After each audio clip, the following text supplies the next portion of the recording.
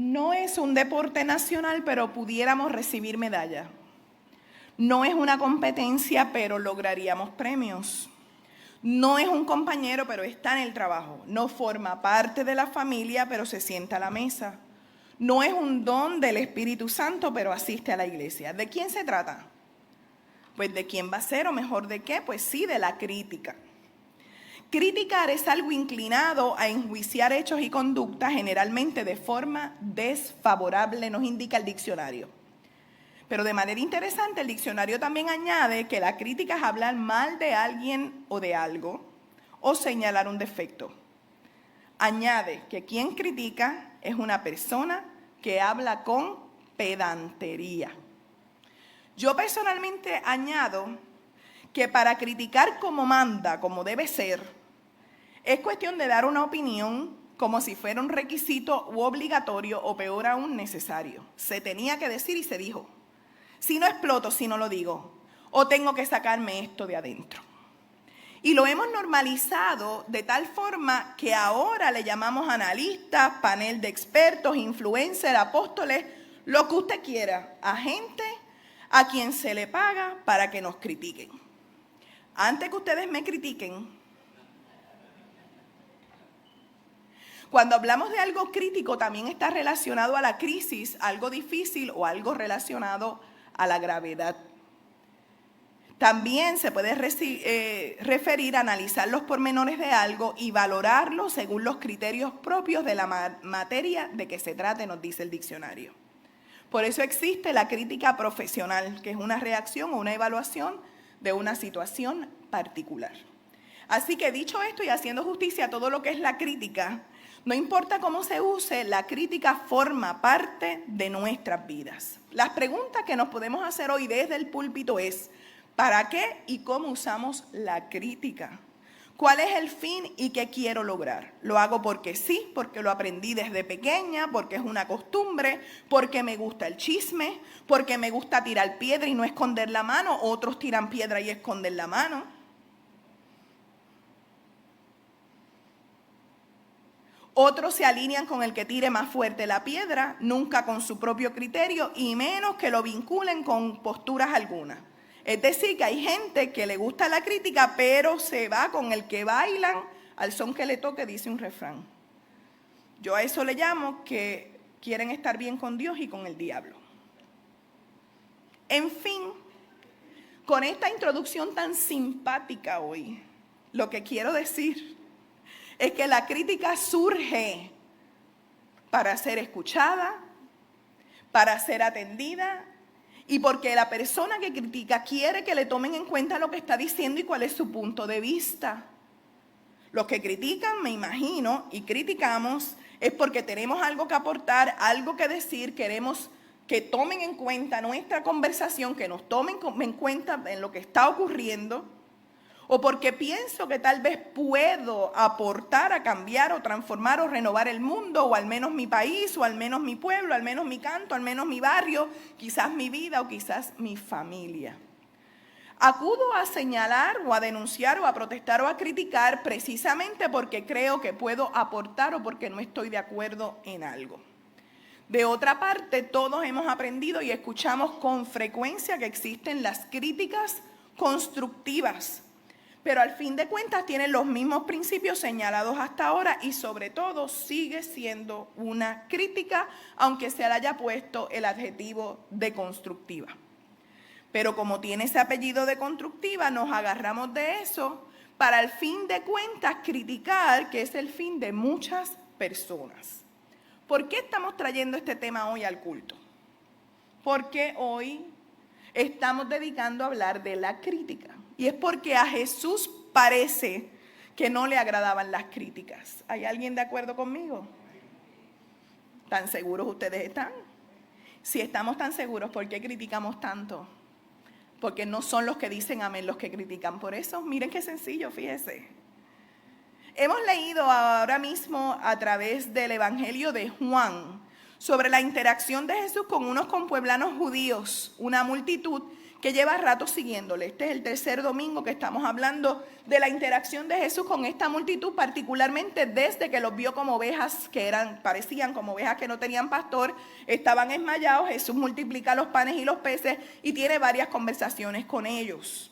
Así que recordamos de estos domingos, particularmente el domingo pasado, que Jesús les señala que le están siguiendo por lo que Jesús le proveyó, que era el pan y los peces, y no necesariamente por lo que Jesús está diciendo y quiere hacer con ellos. Así que ellos están buscando el pan, están buscando los milagros, están buscando los beneficios que Jesús le podía dar. Jesús le está tratando de decir, ese pan perece, el que yo les di, como el maná, que no fue Moisés, sino Dios quien se lo dio a su pueblo. Jesús le dice, tienen que aferrarse al pan de vida. Ese es el pan que tienen que comer, porque ese dura para siempre. Ese no se acaba, no caduca, no se daña, dura y sacia por la eternidad y da sobre todo salvación, no solamente del hambre física, sino del hambre espiritual y de todo tipo de hambre que el ser humano puede vivir. Así que el pan que Jesús provee no solamente te sacia ese deseo de comer, de desayunar, almorzar, cenar o tomarte una casita de café con pan, sino sobre todas las cosas que es la vida misma. Te sacia el hambre de vida que cada uno de nosotros puede tener. Con aquel pan, le dice Jesús, tienes que volver a comer. Con el pan de vida nunca más vas a volver a tener hambre. Jesús les está diciendo a la multitud lo mismo que a nosotros hoy. Yo soy más que un pedazo material de pan. Yo soy mucho más de lo que tus manos y tus ojos pueden alcanzar a ver o tus manos tocar. Yo no soy perecedero, no me daño, no tengo fecha de caducidad. Soy pan, soy vida, yo soy el pan de la vida. Así que Dios me mandó para saciarte por siempre y para siempre, para que llenes tu vida de la presencia de Dios y todo lo que Dios ofrece a través de Jesucristo, en cada día, en cada circunstancia, y no solamente para que sacies el estómago, sino que sacies la vida misma. Ante estas palabras tan contundentes relacionadas a la salvación, al plan de Dios, a lo que Dios vino a establecer en medio nuestro a través de Jesucristo, Jesús recibe a cambio críticas. Entonces los judíos empezaron a criticar porque Jesús dijo, yo soy el pan que ha bajado del cielo. Entonces los judíos empezaron a criticar porque Jesús les dijo, yo soy el pan que ha bajado del cielo. Y dijeron, ¿no es este Jesús el hijo de José? Conocemos a su papá, a su mamá. ¿Cómo puede decir que ha bajado del cielo? Esta crítica como respuesta a Jesús era la incapacidad del pueblo de poder ver a Dios a través de Jesucristo. Por lo tanto, el pueblo mismo se estaba incapacitando de oírle, de recibir, de percibir lo que Jesús les estaba diciendo a través de sus palabras y de poder creerle. Había duda, disminución de capacidades, porque de allí, de Jesucristo, no podía salir nada extraordinario. ¿Por qué? Porque Él había salido del barrio donde yo también me crié. Por lo tanto, si de mí no puede salir nada bueno, de Jesús tampoco, porque estamos criados en el mismo barrio. Yo conozco a su mamá y a su mamá. Yo supe de las pelas que le dieron cuando se criaba. Esto es un chamaco más del barrio. Está muy joven para esto. Y cosas así, como cuando la grama verde siempre es la del vecino y no creemos en nosotros mismos. Eso sí pasa en el Puerto Rico de hoy. Yo espero que no pase en nuestras casas, en nuestros trabajos, ni mucho menos en nuestra iglesia. Las críticas como respuestas no fueron del agrado de Jesús. Y lo sabemos, como bien ustedes afirmaron a través de su contundente amén, porque Jesús le dice Juan capítulo 6, ya dejen de criticar. Ya dejen de criticar, ya dejen de criticar. En otras versiones encontramos las palabras murmurar o quejarse. Yo me puse a pensar desde el momento en que hice mi asignación para el sermón de hoy, que empiezo temprano en la semana por razones obvias. Y desde entonces me ha martillado esta frase de Jesús hasta convertirse en el título nuestro hoy. Me puse a pensar por qué Jesús dijo esto.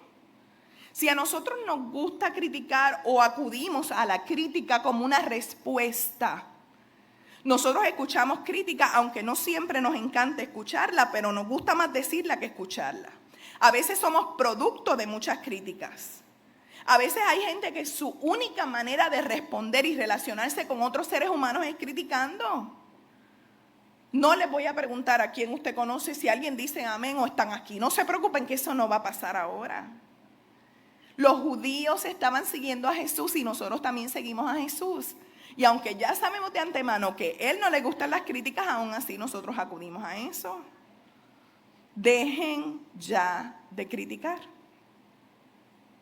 Algunos expertos de estos tiempos en la materia indican que las críticas pueden ocasionar daño emocional, estrés y ansiedad, relaciones dañadas y desmotivación, entre otras cosas.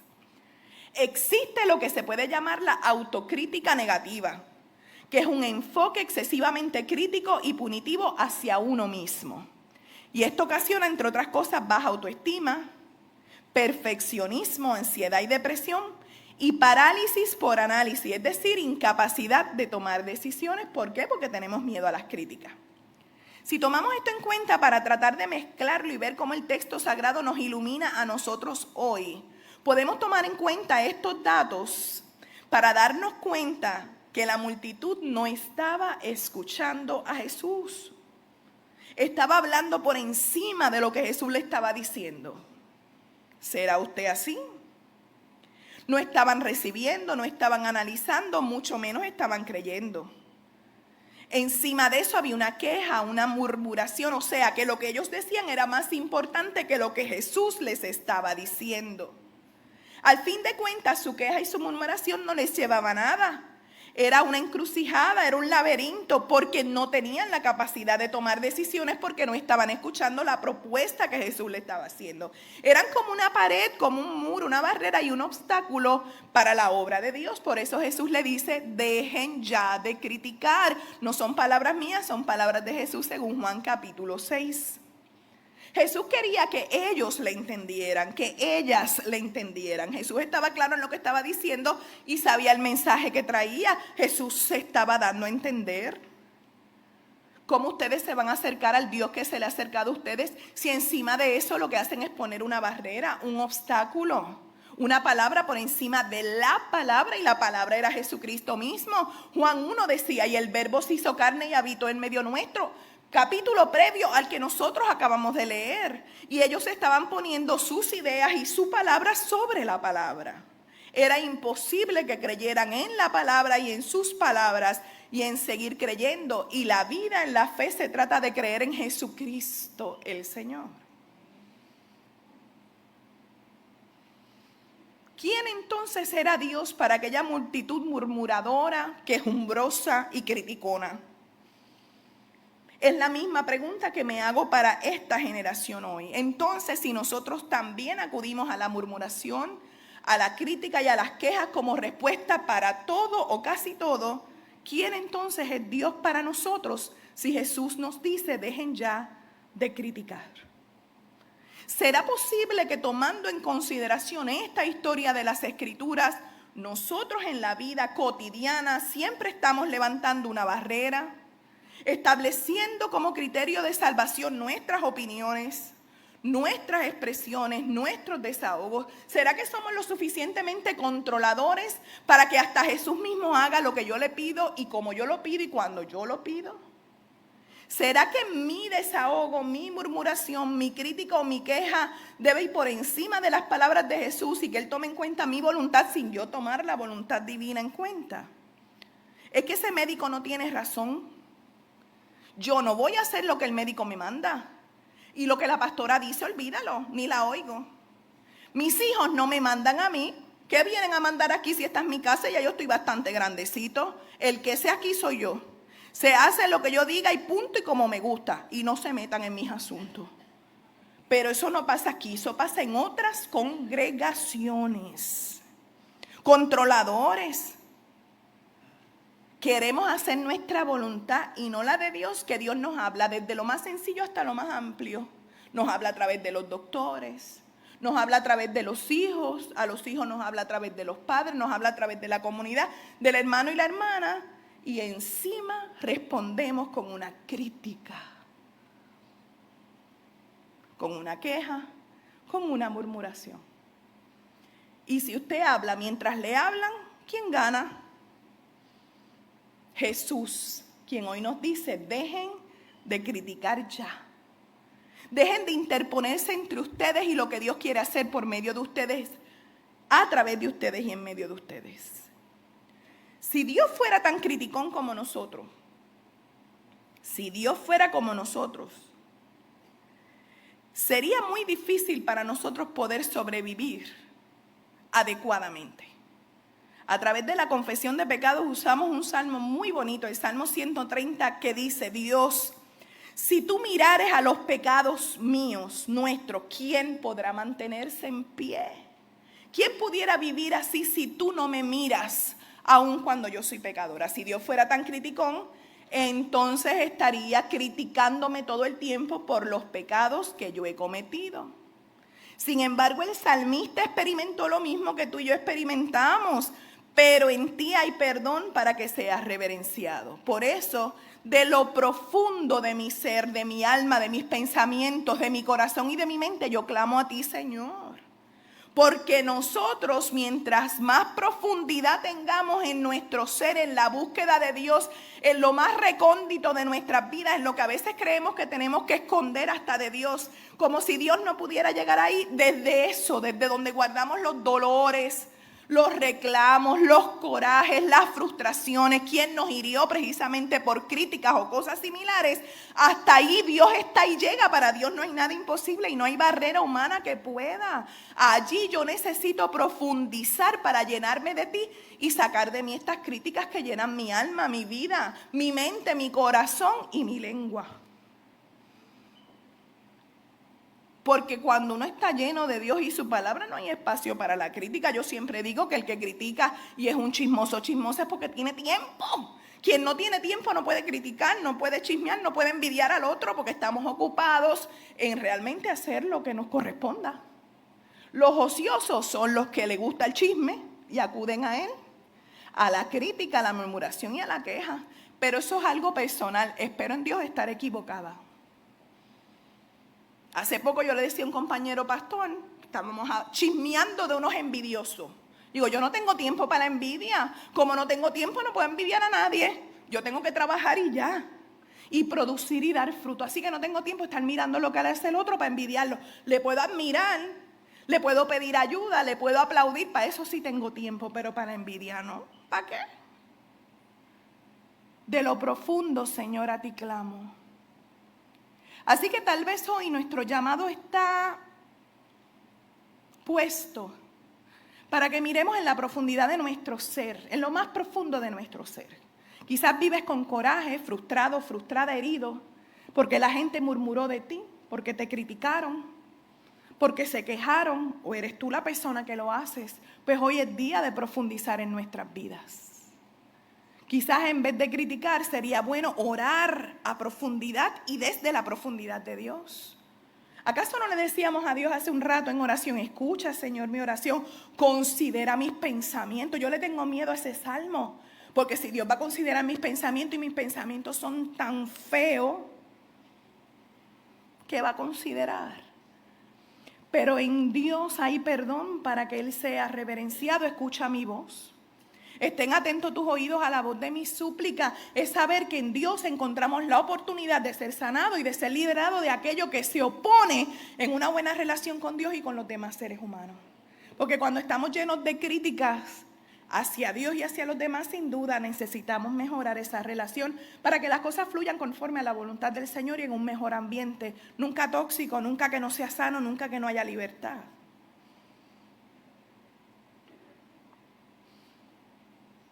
Parece que el salmista sí había logrado entender esa voluntad del Señor y quién era él o ella versus Dios. Y en vez de estar lleno de críticas, le decía al Señor: yo espero en ti, mi alma espera en ti, en tu palabra yo pongo mi esperanza. Si el salmista nos enseña a nosotros a esperar en el Señor y a poner nuestra esperanza en el Señor, nos alejamos de la crítica, nos llenamos de Dios, de su presencia, de su bondad, de su compasión, de su esperanza. Y ahí tenemos la capacidad de esperar no una crítica, sino una bendición. Y si llegan las críticas, sabemos qué hacer con ellas. Cuando estamos llenos de la profundidad de Dios y vivimos en la profundidad de Dios, las críticas no pueden hacer lo que a Dios le corresponde hacer en nuestras vidas. ¿Alguien está de acuerdo conmigo? Y si nos toca opinar o hasta criticar, lo haríamos desde la fe, desde la palabra de Dios y la esperanza, no desde lo que destruye, sino desde lo que construye. Y si realmente existe la crítica constructiva, que yo tengo mis dudas, pues entonces yo voy a empezar conmigo, siempre evaluándome yo, a Marielis Barreto Hernández. Y si yo me voy a evaluar con lo que te pido también y te exhorto que te evalúes, yo tengo que escuchar la voz de Jesús que me dice, deja de criticar ya.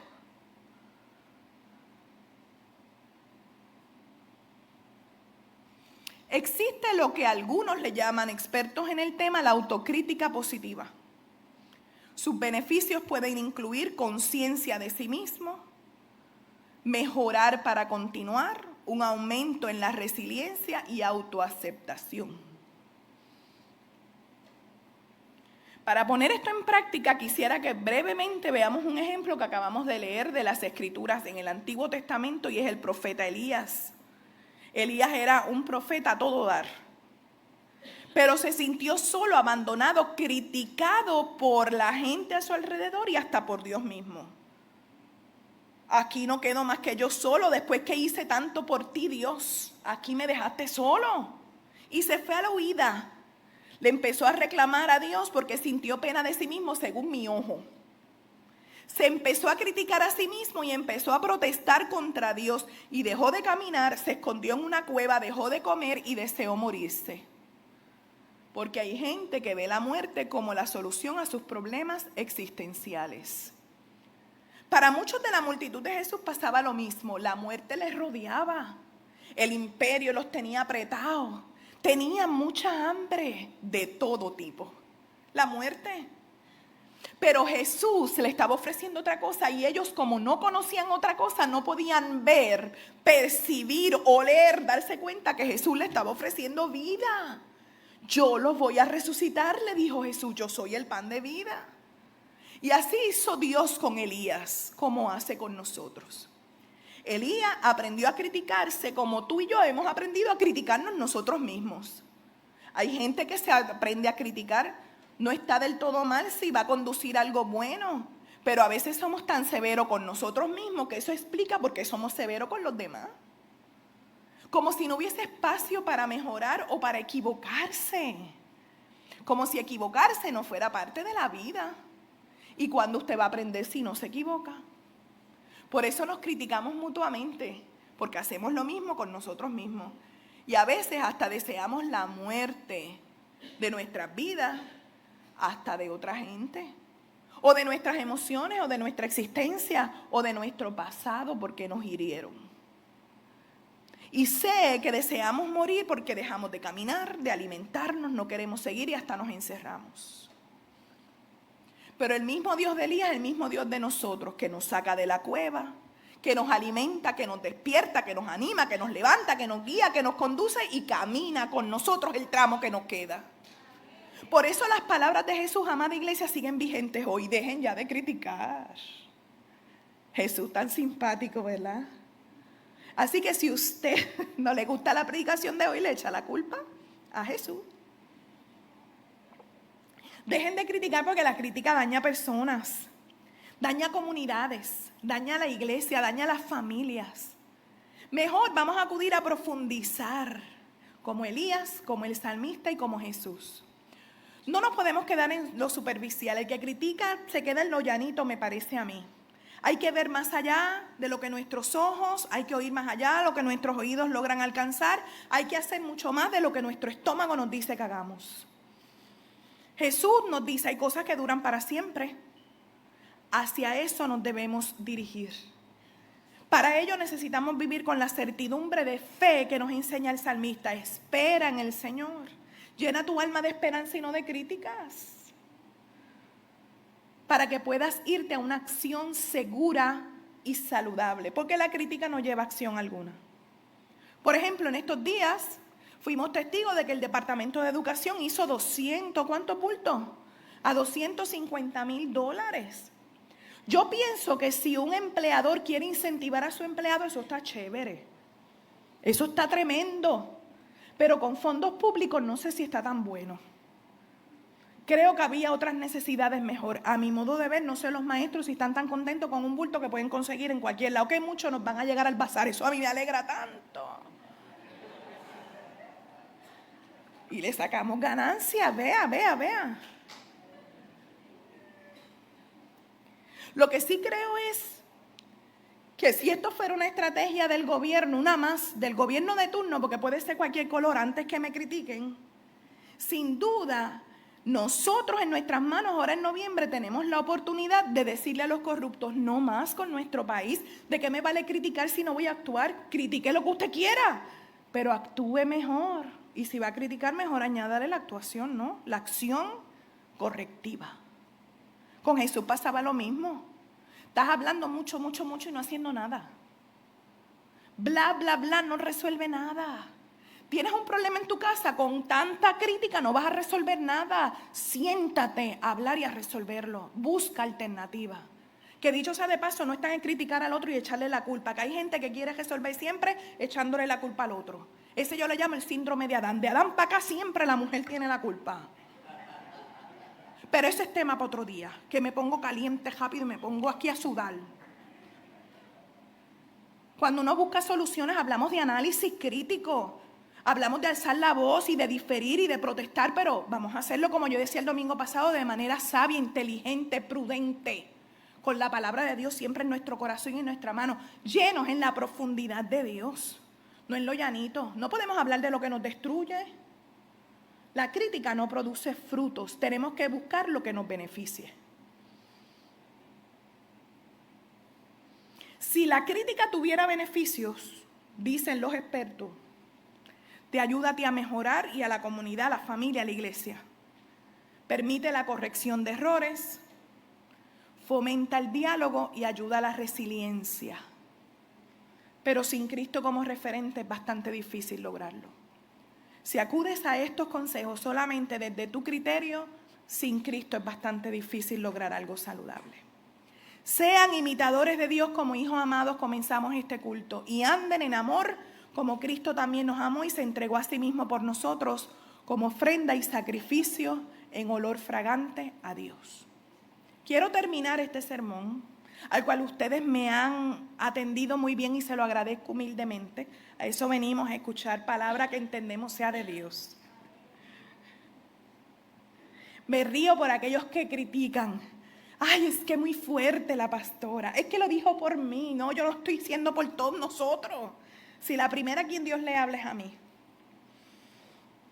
Quiero terminar haciendo una exhortación que nos hace la iglesia, la carta a los Efesios, y que sigue vigente para nosotros y la recibimos en la seguridad del perdón. Le voy a llamar los 10 mandamientos en contra de la crítica y voy a ir rapidito uno sobre el otro. Y le llamé 10 mandamientos por aquello de que el miércoles empezamos y nos quedamos en la introducción a hablar de los 10 mandamientos y si no viene ningún mal tiempo vamos a continuar este miércoles.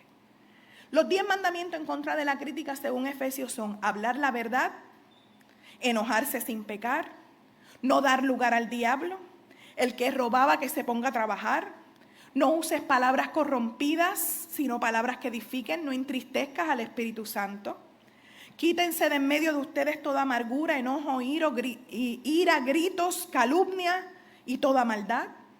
Sean bondadosos y misericordiosos los unos con los otros. Perdónense unos a otros. Y el número 10 lo va a decir Sócrates. Una vida sin examen no merece ser vivida. Pero en la Biblia dice, mejor escudriña tu camino y tórnate al pan de vida para que estés lleno y saciado del Señor y así no te faltará nada, mucho menos te hará falta la crítica. Que así nos ayude el Señor. Dios amado, tu palabra es tan buena, chéverísima. Nos ayuda a la vida en el presente, nos ayuda ayer, nos ayuda mañana. Así que lo que hacemos es poner en acción tu palabra, que eres tú, Jesucristo.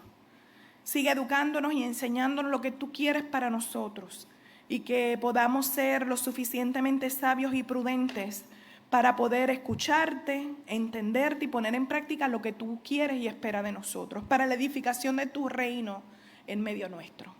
Que aprendamos a discernir tu voz y tu voluntad en medio de tantas voluntades Y así sin duda seremos bendecidos y glorificaremos tu nombre siempre. En el nombre precioso y poderoso de Cristo Jesús, que así sea. Amén, amén.